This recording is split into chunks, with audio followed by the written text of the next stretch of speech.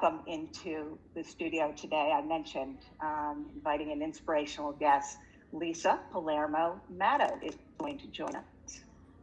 Hey, Lisa. Hi. Hi, Linda. How are you? I'm great. How about you? Awesome. Welcome. I'm so glad you could take the time out to chat with us for a little bit. So we've introduced the topic is really about a person who's living with Down syndrome, and it's something that you know quite well, having raised a daughter who is now, I believe, 20 or 21?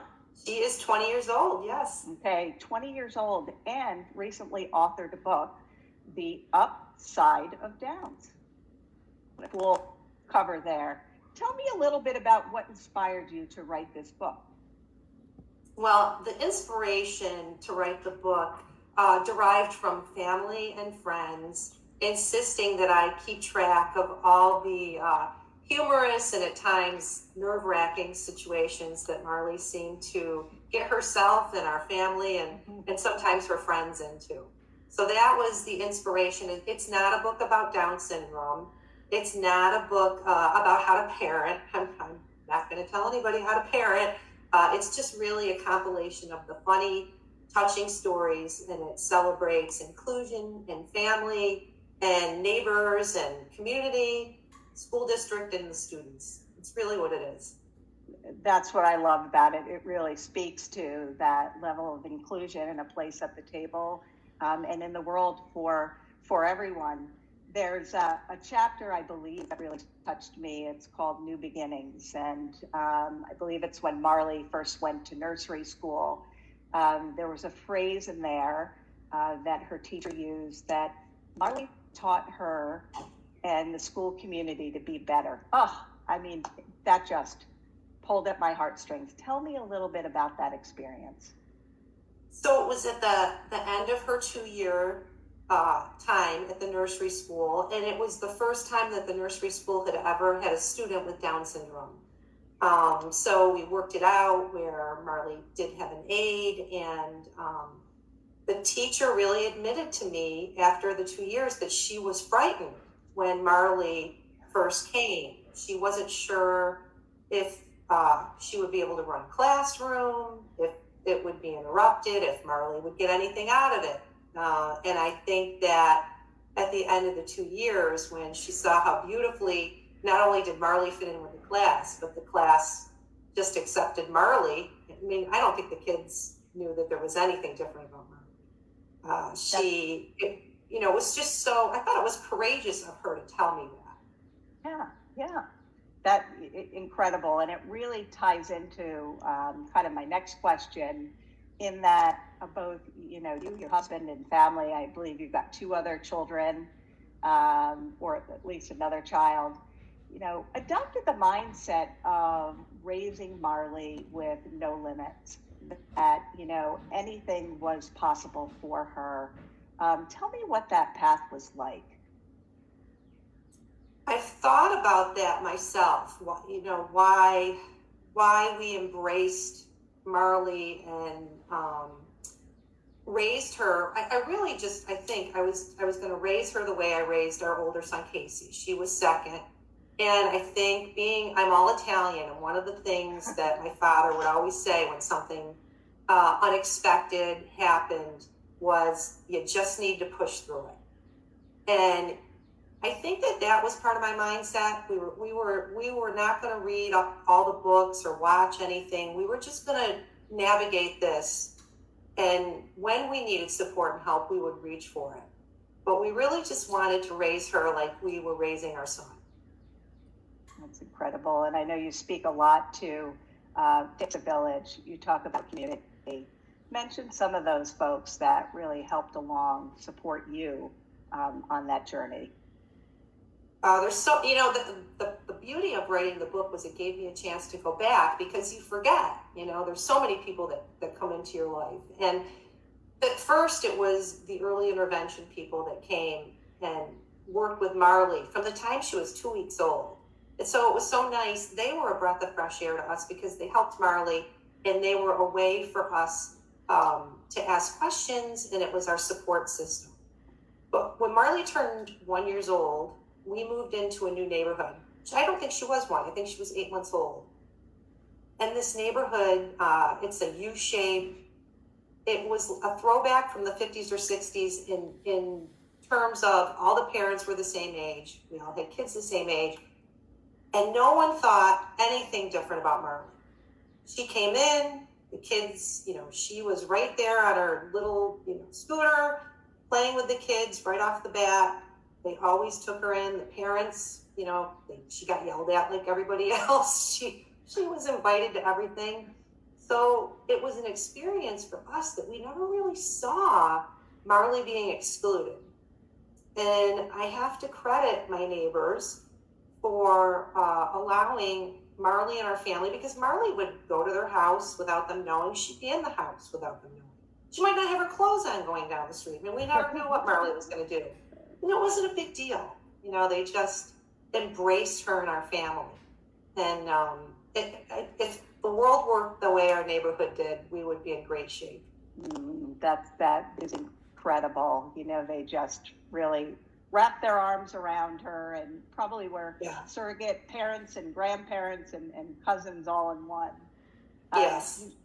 You spoke to early intervention, and we focused a fair amount on that with our partnerships with children's hospitals and healthcare organizations at the Dolan Fund. What difference early intervention? Tell me what kinds of early intervention Marley had that you think helped contribute to her growth. So, and let's be clear, I've never heard of early intervention before Marley was born. I had no idea. And all of a sudden you have people that are going to come into your home 2 and 3 times a day, which at first might be a little intimidating. Well, it was amazing. It was amazing that this was offered to us. And so these women, 2 women came into our home 2 or 3 times a week, and they worked with Marley at 2 weeks old on speech, motor skills, physical therapy. Marley really did not have a low muscle tone, and I always attributed that they got right in there when she was 2 weeks old and helped her and worked with her. So I think because she was right on schedule for the first 3 years, all these milestones that any parent looks for, rolling over, crawling, walking, Marley hit all of those in her first 3 years, which was amazing. That's incredible. And you hit on a very important point, I think, for the community and if there's a family out there that's listening today. You said you didn't know anything about early intervention. So if you were to provide, the most important words of wisdom or tip for family out there, what would that be? If you have the luxury of knowing that there is a delay or a disability with your newborn, which obviously with Down syndrome, we didn't know until 10 minutes after Marley was born, but you do find that out early. If you have that luxury, make the phone call. I have heard of parents who, their grandparents babysat their child that had Down syndrome, and they didn't want the early intervention people to come into their home. So that child missed out on 3 years of people specifically working on everything needed to help them to be able to achieve and grow and do the best that they can do. Yeah. And early intervention is so important. And you've got that tip in signing up really for the waiver program, which is available for Medicaid. And parents have, no idea what is available in addition to the therapies that you're mentioning. There is opportunity for respite. Yes. I know Marley went away to a special camp that also really enhanced her social development and engagement. Oh yeah. So all those things, and Medicaid, I don't even know who told us about Medicaid. It's not something that's offered up. You don't get that information at the pediatrician, and you don't get that information from the school district. And I know that the first time Medicaid was mentioned, I had this, I didn't want it at first. I thought, well, we don't need this. And I don't know if there was embarrassment or shame or whatever. I had no clue exactly what Medicaid would offer to us. So Medicaid offers, yeah, you have free visits to the doctor, or you have, your prescriptions are filled. Do I want the glasses, the glass frames that Medicaid offered? I didn't. And was I going to take Marley to a different dentist or orthodontist? No. But what Medicaid offers is help, actually pays for your respite. So we had Casey's Place, which is here in Syracuse, New York, which is after school respite, and it actually offers weekend respite. So you can go away for a weekend, and they get girls that are, that are in the same age group and same grades, and 6 of them will stay there. And you also mentioned Camp Ramapo, which was a treasure that was another thing that we had to find. You really sometimes have to dig deep for these resources, and it's worth the time. But Camp Ramapo is an amazing summer camp experience for children of all disabilities. And you can go for a week, and some people send their kids there for 10 weeks. We did a 3-week stint. For 6 years we did it with Marley. It was great. That's amazing. And I think you've destigmatized, it's not really asking for help. It's really enhancing growth and engagement. And, what it did for Marley in her ability to move on towards a successful life is just incredible. I want to get back a little bit to the book, because we're really trying to hear about that. What do the reviews mean to you? I imagine you're hearing from parents and others. What do they mean to you? Oh, the reviews, it's just what I hope people would take away from the book. It's an easy, fun, touching read. I kind of attribute it like a Mitch Albom book. There's those quick hit chapters, and there's somehow a little lesson. It wasn't anything I intended in the process, but a little lesson came with each chapter, and you do shed a tear in a couple chapters, but most of the time you're laughing out loud. And the reviews have meant everything. I've gotten letters. What really floors me is when I look on Amazon, and it's people I don't know. You expect to hear a nice review from your friends and family. When you look and you're getting reviews from people you don't know who are enjoying the book, and it's for all ages, it's for all families. It doesn't have to be someone that has a child with a disability. It's a great book that kind of gives you insight to what we went through with Marley. That might be a different path than what other families have been through, but it's fun and it's uplifting. That's incredible. You refer to it as the hilarious adventures. Do you have a favorite chapter? Tell us, we could all, there's, and Linda, they're funny now, they weren't funny when they happened, but we can laugh about it now, which is great. But I think one of my favorite stories is when she was in the 4th grade play, and I say stealing the show. So Marley, she had to dress in jeans and a white t-shirt, and she was going to throw sprinkles. And I thought that was, wow, isn't that great? It was a Western themed show. And Marley kept coming home saying, I want to wear one of the pretty outfits. And I didn't know what she meant.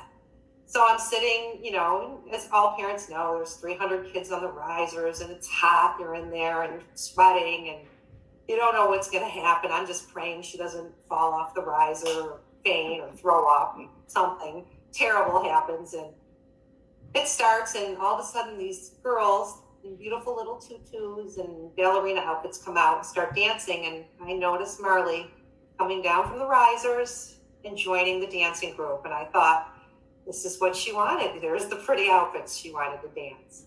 So I thought, okay, she didn't do a bad job. She must have really watched them. So she got back on the riser, and I thought, okay, good, we got that.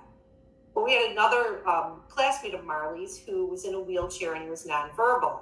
And they had made him, they had made the wheelchair a covered wagon, and they made this child the driver of the covered wagon.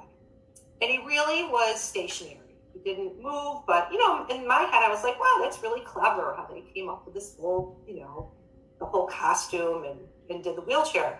Well, Marley, at one point, came down from the risers again in the middle of the play and went over to the covered wagon / wheelchair and decided to take her classmate for a ride all through the stage. And she brought him from one end to the other. And I'm dripping sweat. I was praying that she would throw up or faint or fall off the risers at this point. But, she did her thing, and she put him right in the middle. And it took me a minute to realize that I think Marley just wanted him to have a part. Marley, it's not, at first you would be embarrassed and think she's doing these things and they're so spontaneous, but there's no malice with Marley. She's just a heart of pureness. And I think she wanted to give him a chance. So I finally calmed down. And I thought, okay, this is good. And everybody's laughing now. They laughed when she went out the first time. Now they laughed. So the play finally ends. I'm sure that the music teacher was sweating. And she thanked everyone. And of course, the 3 kids that had solos got a big shout out. So as soon as she's done mentioning their names, my daughter in the back screams out, "Hey, what about me?" And so the teacher nodded her head and gave Marley her shout out. And I thought, and at this point, everyone was dying laughing. And I thought, boy, good for you, Marley. Why shouldn't they all have a shout out, right? Why should it just be 3 kids in the play? That's amazing. And what I take away from it, this is Marley saying, look, everybody's of value. They've got something to contribute. They have their own special gifts. And what I love is, as it should be, you have normalized that for any human being, it takes a community of support and this mindset of just inclusion, that they have dreams as well as anyone else, and with the right support system, it's possible. We had the picture up earlier. In terms of Marley, I know she starts, it's got to be so bittersweet seeing her, starting Syracuse University in the fall. She was supposed to start, I believe, this past year, but the pandemic. What does that mean to you? Well, it was something we never envisioned when she was born. Who thought that their child with Down syndrome would be able to have a typical college experience? And that's the importance, really, of these Casey's Place and then of Rhinebeck, because Marley has had that experience of being independent. But going to Syracuse University, which really has the premier inclusive program in the country, and it's literally down the street from us, it's incredible. And we're nervous a little bit, but we have to trust in the system. We have to trust in the program, and we're going to let her go. Just like every other parent has to let their child go. Sure. It seems like she's got a lot of resources and skills and is going to be, just fine and do quite well in that environment. So thrilled for you. I'm delighted to spend this time with you. I think this book out there, often caregivers for anyone feel like they're alone. And to know that there's a community and we all make mistakes and we need one another, you just provide that little silver lining and sweet spot for them. The book, The Upside Down, is available now exclusively at Amazon.com. And just include anybody out there who wants to be inspired and heartwarmed and laugh out loud to go out and order a copy of this book. Thank you for spending the time with us today and for writing this book, chronicling your stories with Marley, Lisa. It's really Thank you so much for having me. It's been a delight. I appreciate it. You're welcome. Have a wonderful day. You too, Linda.